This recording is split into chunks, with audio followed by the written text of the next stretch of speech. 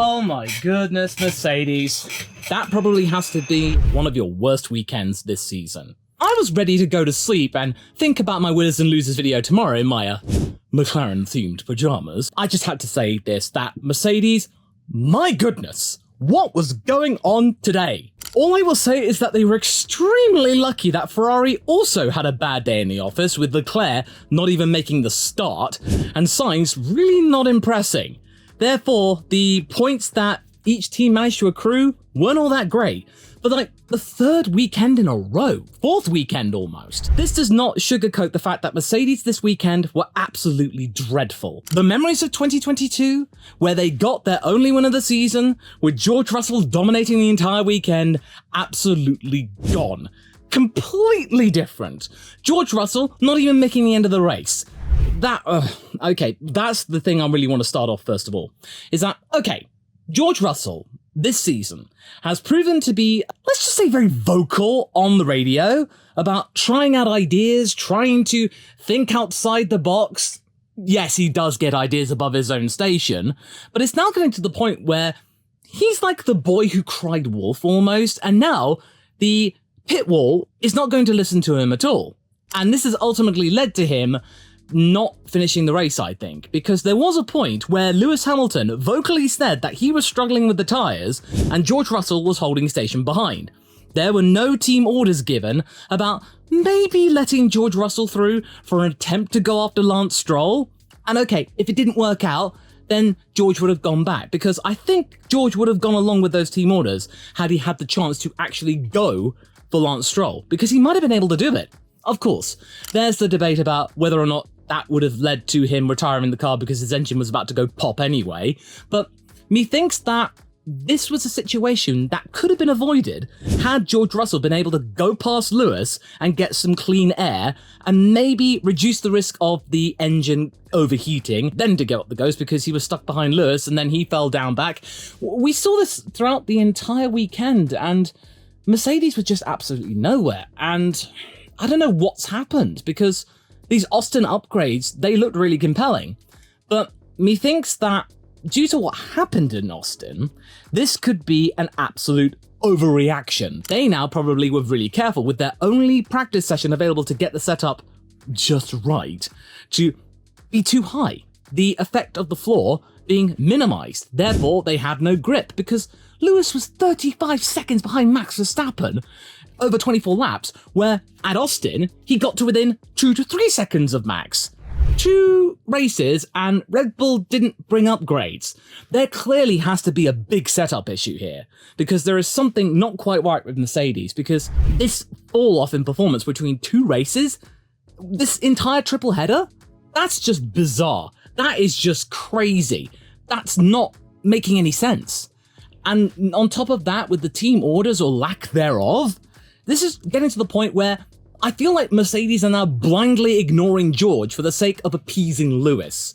I don't know. Yes, I will agree. George is very outspoken. He is extremely scruffy because his race weekend wasn't much better of his own volition, because he had 2 impeding reprimands from the stewards alone and got a 2-place grid penalty for this race.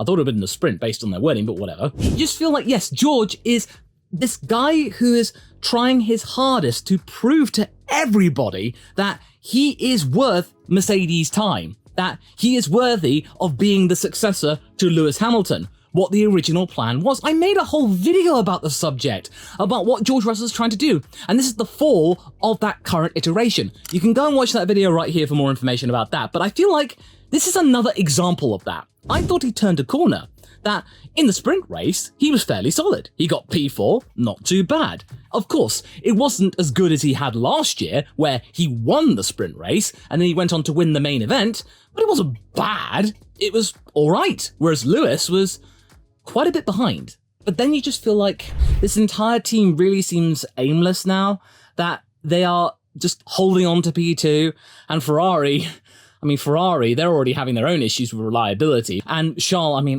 want to get started on Charles. His radio was absolutely tragic, but oh my goodness. Again, Mercedes were really lucky that Charles did not continue the race from P2, because he would have probably been on contention for a podium, maybe, and that would have made Mercedes' situation even worse because one of their cars didn't even finish. That probably would have led to an extra 18 points and Ferrari potentially right being up Mercedes' chuff. I mean, I'm sorry. They got extremely lucky for Charles' lack of luck. And then, of course, the gremlins of their absolutely dire pit stops returned. I thought they turned a corner in Mexico. A 2.9 second pit stop, a 3.1 second pit stop. I think I saw an article or a quote about Toto being very flippant about speedy pit stops, saying, oh no, absolutely, we are one of the fastest teams out there, so it doesn't really matter if we lose any time in the pit stops. It's just, no, you can't think like that anymore, Toto. You absolutely cannot. Every millisecond counts. That's why McLaren gets pit stops below 2 seconds in an era where those big tyres are incredibly heavy. There's just this level of arrogance I'm seeing from Mercedes and them relying on next year, and then Lewis saying that, oh, I can't wait to put the W14 in the bin, like he said with the W13. Of course, I know that Lewis is hurting right now, and George is hurting as well. These two drivers, 2 years ago, were in contention for driving one of the best cars on the grid. The W12, even though it wasn't as good as the W11, was still up there, fighting for wins on the regular.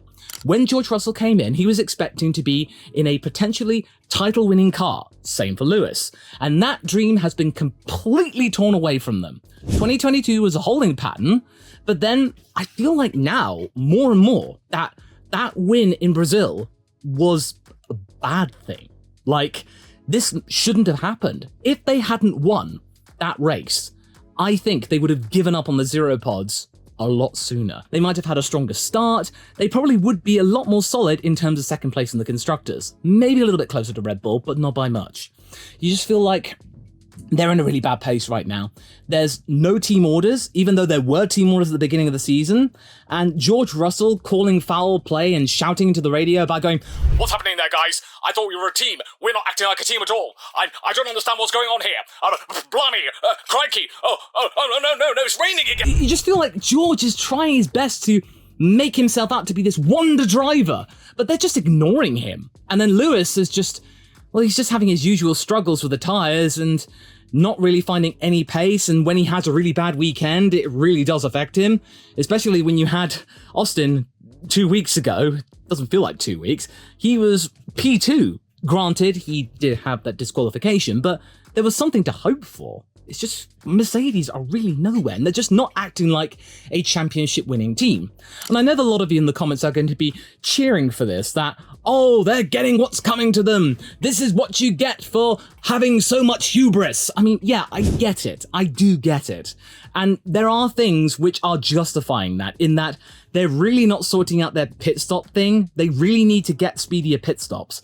And the team orders thing, they need to do what McLaren are doing. They really need to listen to the drivers, hear them out, do the maths, and then come back to them saying, okay, we think it might work, let's go and do it. Or, yeah, we ran the numbers and it's not going to work, I'm afraid, just hold station.